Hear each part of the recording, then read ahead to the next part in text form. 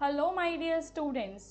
आज का ये वीडियो BHI 141 यानी कि हिस्ट्री ऑफ चाइना के कुछ ऐसे इंपॉर्टेंट क्वेश्चन से रिलेटेड है जो कि आपके जून एग्जाम में आ सकते हैं। सेम वीडियो इंग्लिश में आपको हमारे चैनल पे मिल जाएगा, तो अगर आप इंग्लिश मीडियम के स्टूडेंट हैं तो आप उस वीडियो को देख सकते हैं, और ये वीडियो प्रॉपरली हिंदी मीडियम के स्टूडेंट्स के लिए मैंने बनाया है।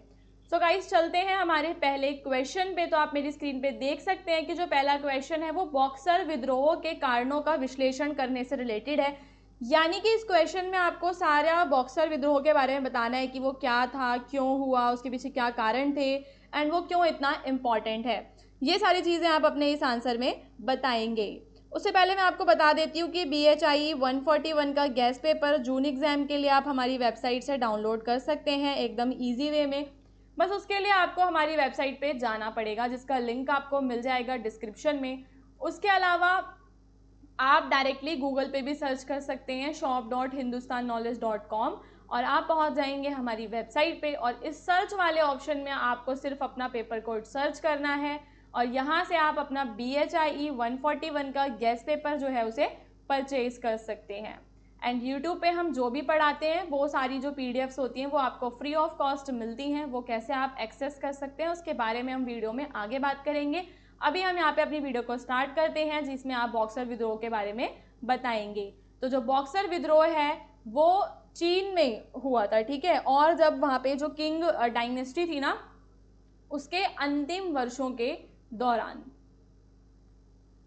यह एक महत्वपूर्ण विरोध था जो विदेशियों और ईसाई धर्म के खिलाफ था। किसके खिलाफ था? जो विदेशी लोग थे और वो लोग जो ईसाई धर्म के थे, ये उनके खिलाफ था। इसका नेतृत्व एक गुप्त संगठन ने किया जिसे यी कुआन कहा जाता था, और पश्चिमी देश के लोग इसे क्या कहते थे? बॉक्सर कहते थे। तो किसने शुरू किया था? ये एक गुप्त संगठन ने इसको शुरू किया था, और पश्चिमी देशों के लोग इसे बॉक्सर कहा करते थे। अब ये विद्रोह आखिर शुरू क्यों हुआ, उसके पीछे क्या कारण थे, उनके बारे में आपको बताना है। तो आप बताएंगे कि बॉक्सर विद्रोह में विदेशियों के प्रति नाराजगी एक बहुत बड़ा कारण था। बहुत से चीनी लोग विदेशियों से नाराज थे क्योंकि वे चीन आकर उसके हिस्सों पर कब्जा कर रहे थे, ठीक है। तो विदेशी लोग कहाँ आ रहे थे? चाइना में आ रहे थे, और चाइना पे कब्जा अपना कर ले रहे थे, जिसकी वजह से ना तो वो कानूनों को मानते थे और उन्हें खास सुविधाएं भी मिला करती थी। अब भाई, जब ऐसा होता है कि फॉरेन कंट्री के लोगों को ज़्यादा सुविधा मिले और जो बेचारे नेटिव कंट्री के हैं उन्हें कुछ भी ना मिले, तो उनके अंदर नाराज़गी तो होना ऑब्वियस है। फिर ईसाई धर्म के प्रति विरोध। अब जो चाइना के लोग थे वो ईसाई धर्म का विरोध करते थे, क्योंकि जब ईसाई मिशनरी चाइना आते थे और उन लोगों से कहते थे कि वो अपना धर्म बदल लें, ठीक है, तो इस वजह से वो इनका विरोध करते थे, क्योंकि वो अपने धर्म को, अपने कल्चर को प्रोटेक्ट करना चाहते थे। उसके अलावा गरीबी और प्राकृतिक आपदाएं आ जाती हैं, जैसे कि बाढ़, सूखा, भूखमरी फैल जाना, जिसकी वजह से लोग बहुत ज़्यादा परेशान हो जाते हैं और वे अपने दुखों के लिए विदेशियों को जिम्मेदार फिर ठहराने लगते हैं। तो ये 3 कारण हो गए। देखो, विद्रोह जब भी होता है तो उसके कुछ ना कुछ कारण होते हैं, रीजंस होते हैं।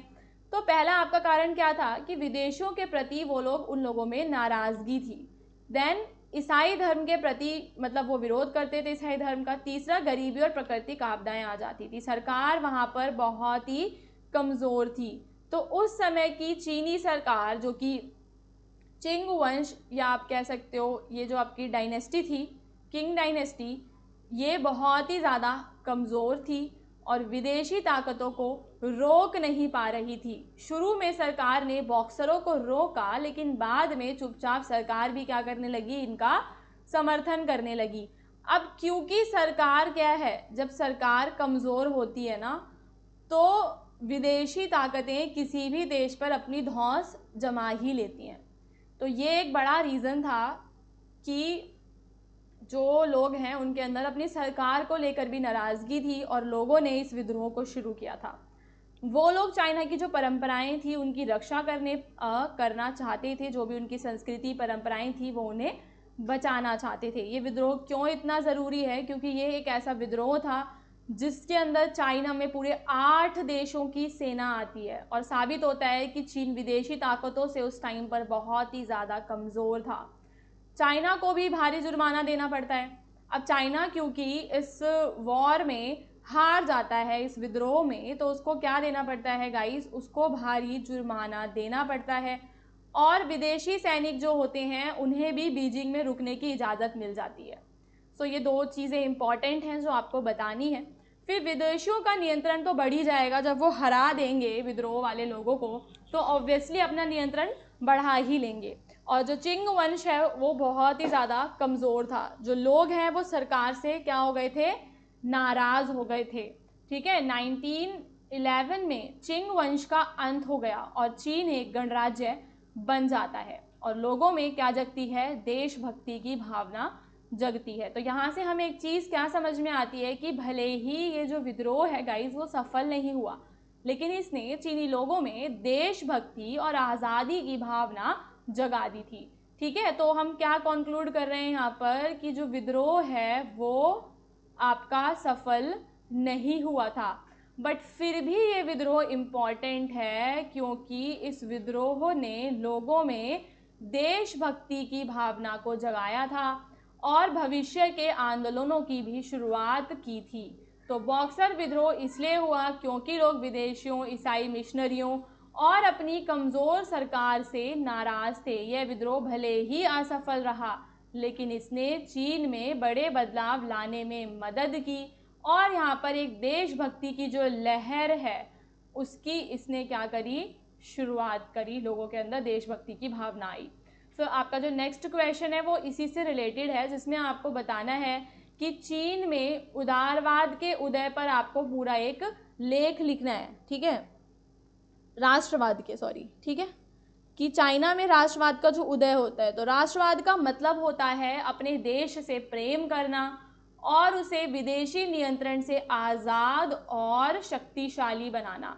ठीक है, सो राष्ट्रवाद आप लोग समझ सकते हैं क्या है राष्ट्रवाद। जब हम अपने देश से क्या करते हैं, प्रेम करते हैं, अपने देश की संप्रभुता, अपने देश की संप्रभुता के बारे में सोचते हैं और हम चाहते हैं कि हमारे देश पर किसी भी विदेशी जो ताकत है उसका नियंत्रण ना हो।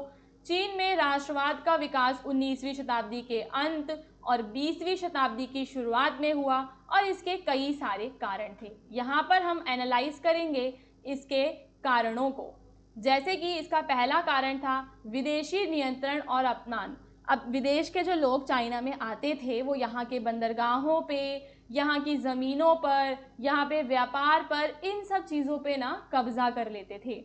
इससे चीनी लोगों को बहुत अपमान और गुस्सा महसूस होता था।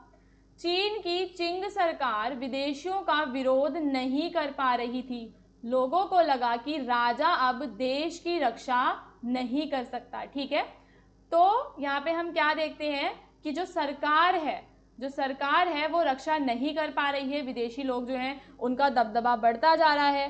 फिर एक बॉक्सर विद्रोह होता है, इसी में ही हम देखते हैं। तो बॉक्सर विद्रोह भी तो एक तरीके से राष्ट्रवाद का एक बहुत ही अच्छा उदाहरण है कि भाई यहाँ पे हमें सामने क्या पता चलता है कि जो चाइना के लोग हैं वो अपने देश से प्यार करते हैं, तभी तो वो विद्रोह कर रहे हैं ना ईसाइयों के खिलाफ और विदेशों के खिलाफ। तो भले ही यह असफल रहा, लेकिन इसने लोगों में देशभक्ति की भावना जगाई।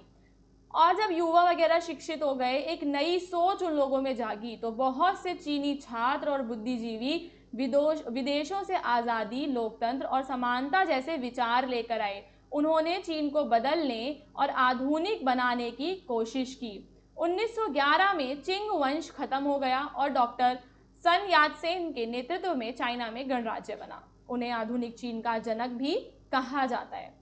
फिर यहाँ पर एक है आपका May 4th का आंदोलन। ये किसका आंदोलन था? ये छात्रों के द्वारा चलाया गया एक आंदोलन था जो विदेशी हस्तक्षेप और कमज़ोर सरकार के खिलाफ था। इसने राष्ट्रवाद को और मजबूत किया और लोगों को क्या करा, इसने लोगों को जागरूक करा। तो चीन में राष्ट्रवाद इसलिए बढ़ा क्योंकि लोग विदेशी कब्जे और अपनी कमज़ोर सरकार से नाराज़ थे। किससे नाराज़ थे? विदेशी कब्जे से, पहली बात तो।